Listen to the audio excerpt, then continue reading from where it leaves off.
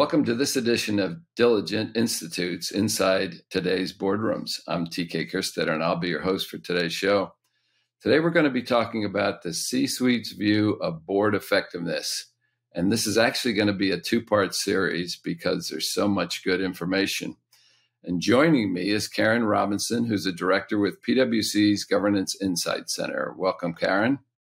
Hi, TK. Thank you for having me. So this survey, which is the annual survey, again, titled Board Effectiveness, a survey of the C-suite, is chock full of highlights. I mean, that's the reason that we're having to do a two-part series. So I think the best place for us to start maybe is for you to sort of cover the specifics, the who, what, where, when, and why, and then what you felt were some of the changes from the previous survey that you guys conducted a while back. Great. Well, and first of all, it's just a pleasure to be with you today and to talk about the results of our survey, which essentially explores how management thinks their boards are performing. And PwC's conducted this survey with the conference board for the last 3 years. This year, we had over 600 executives from public companies participate. The executives that participated were from different senior level functions, including the CEO. The participants represent about a dozen industries, with, I would say, the majority of companies having revenue of more than $1 billion. And we did just happen to release the results. So I'm excited to share some of the findings. So with regards to your question, there were a few significant changes from past years.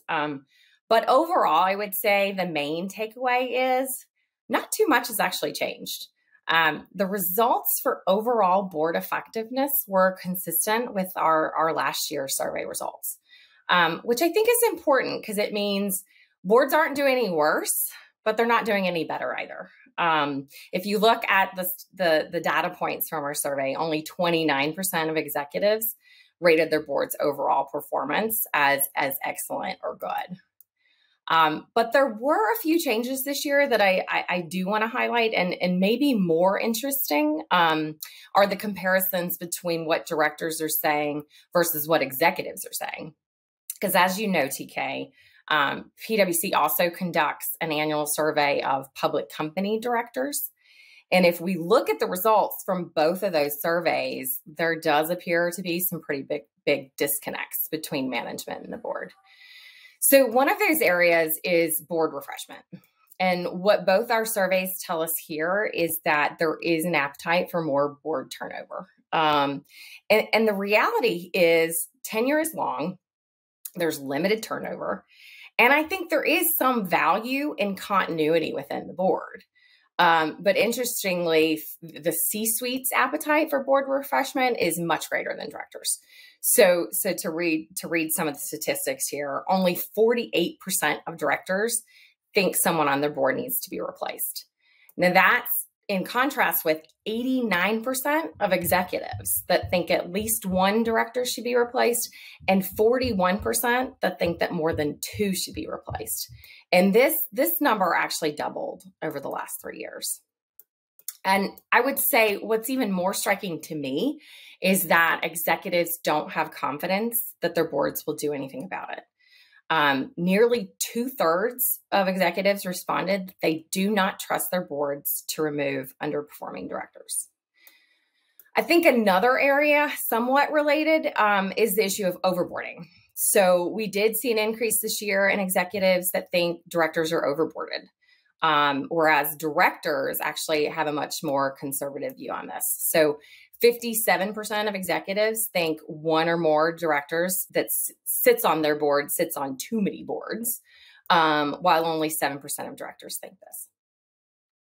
And then finally, I think the last area where we found a pretty large disconnect was on the board's attention to, and I would say expertise related to some of the newer areas of board oversight.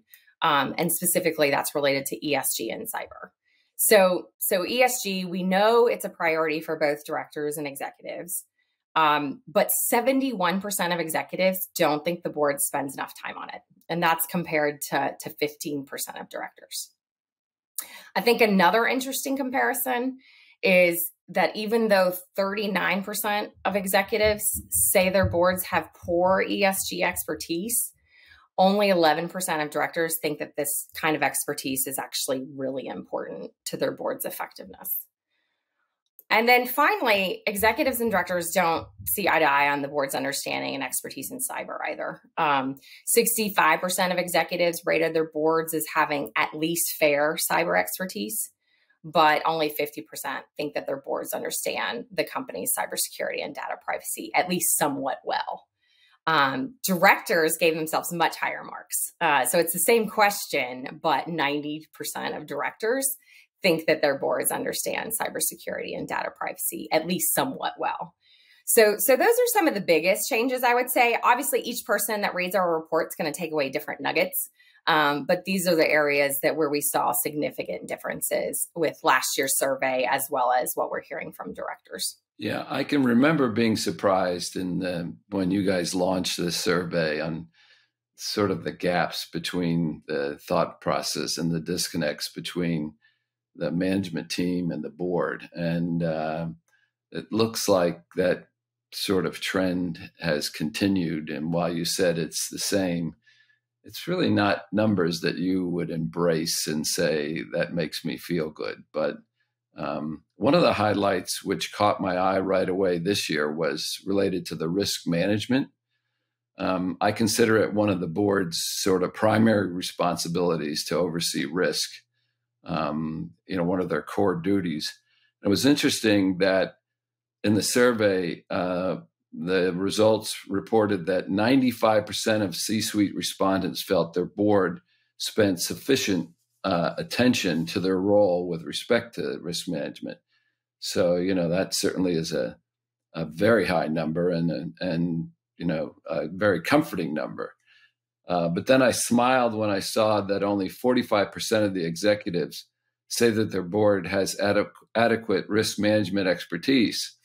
That was a number that you would hope would be a little higher. Although, if they look at that at the audit, people who serve on the audit committee or who spend time with risk, I guess I'm not as upset by that. But there's still a gap. So my question to you is, what can and should boards be doing to address their risk management knowledge and sort of give management more confidence in their skill sets? Yeah, no, I agree, TK. I think, first of all, this is an area that we highlight in our report as a potential blind spot because, to your point, risk oversight is one of the board's primary responsibilities.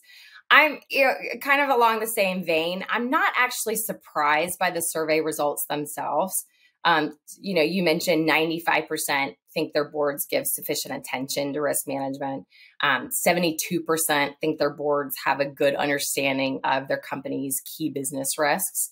So the fact that only 45% of executives say their boards have good or excellent risk management expertise, this to me points to just needing more specific knowledge or backgrounds in overall enterprise risk management on the board, which isn't a requirement outside of financial services, including, if you think about having a risk committee. But I think it does raise the question whether the board has the right knowledge and expertise to provide adequate risk oversight. So I think to your question, what can boards and management do particularly to upskill directors in this area? I think one, if executives can show the board how discrete risk areas, and I'm going to give cyber as an example, using cyber, how do these individual risk areas fit into the company's enterprise risk management or ERM program? Because this can help directors, and I've heard this time and time again from directors, they need to be able to connect the dots to the overall risk management function or process. And I think it also gives them comfort that risks aren't slipping through the cracks. I think the board and management also have to align on the best approach to overseeing, and again, not just individual risks, but the overall risk management process. And that can be with the full board or one of the committees. To your point around the audit committee, typically, if you don't have a risk committee, the audit committee will focus on oversight of the risk management process itself. And then across the committees, they may look at the various risks. And then finally, I think the board also has a responsibility to educate themselves. And that includes what elements of risk management should be in place within the company. And this will help directors not only understand their role, their oversight role, but also the questions they should be asking about the risk management program and the process in general. And management can help here in educating directors. And I would say both during and outside of meetings to really deepen their risk management understanding. I work with a lot of companies that adopt a hybrid approach where they use internal and external resources for director education.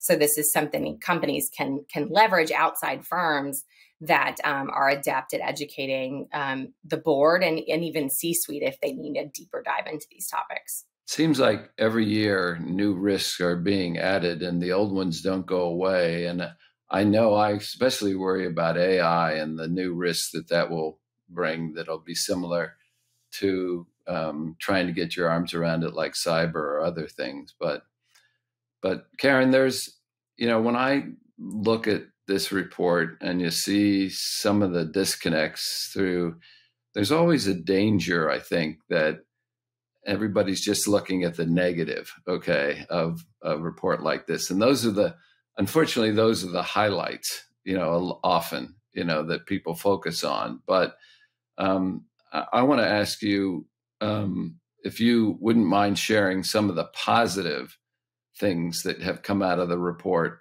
that shouldn't be lost in this sort of survey reporting. Absolutely.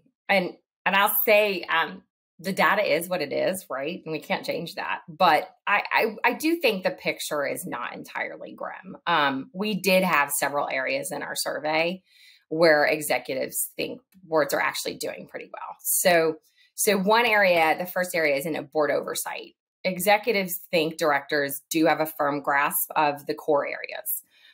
Most executives say boards have a strong understanding of the company's strategy, key business risks and opportunities, and the company's competitive landscape. And these are all primary board responsibilities that you pointed out. Executives also gave high marks for knowledge and expertise of the more established areas of board oversight. So 67% think their boards have strong financial expertise. 55% think their boards have strong operations expertise. So these continue to be important areas for the board.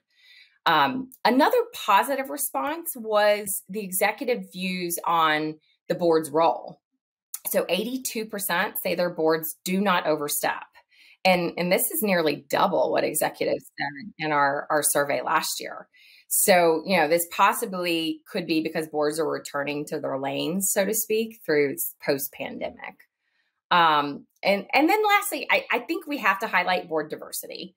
Progress may be slow in this area, but diversity is steadily increasing, and directors have shown that they're committed to diversity goals. Executives may not think it's happening at a fast enough pace, but in our survey, 60% trust their boards to prioritize board diversity. And I think directors have made progress here. In our annual director survey, 67% of directors said that their boards replaced a retiring director with one that increased the board's diversity over the last 2 years.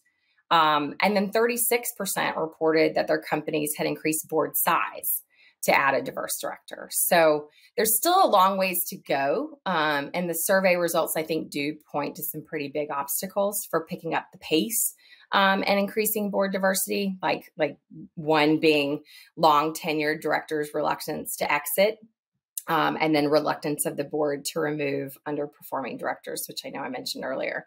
So I think you'll agree, TK. The board still performed pretty well in the areas that you would expect and hope to see. My experience is they have certainly stepped up and addressed women on boards. They still have some ethnic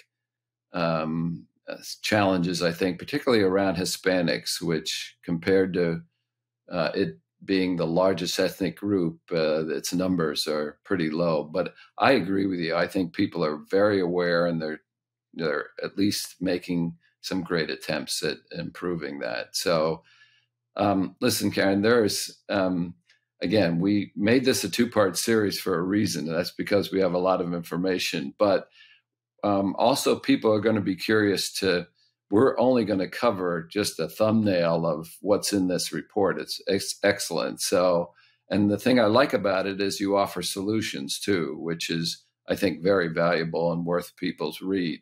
So where can people get a copy of the report? Yeah, absolutely. And maybe just to add to that, the solutions that we put in there are for board and management. So it's not just board responsibility, right, to increase their effectiveness, but management has a part in that. You can find a report on PwC's Governance Insights Center website. And I know you mentioned it at the beginning, but it is called Board Effectiveness, a survey of the C-suite. Well, Carin, thanks for joining us. It's been our pleasure. And we will have you back next week so that we can cover some of the other key areas, because we've only scratched the surface so far. So thanks for joining us. Thank you. Thank you for having me, TK. That will conclude this episode of Diligent Institute's Inside Today's Boardrooms. We'll be back again next week with another critical topic that'll help you be a better board member or committee member. So we'll see you then.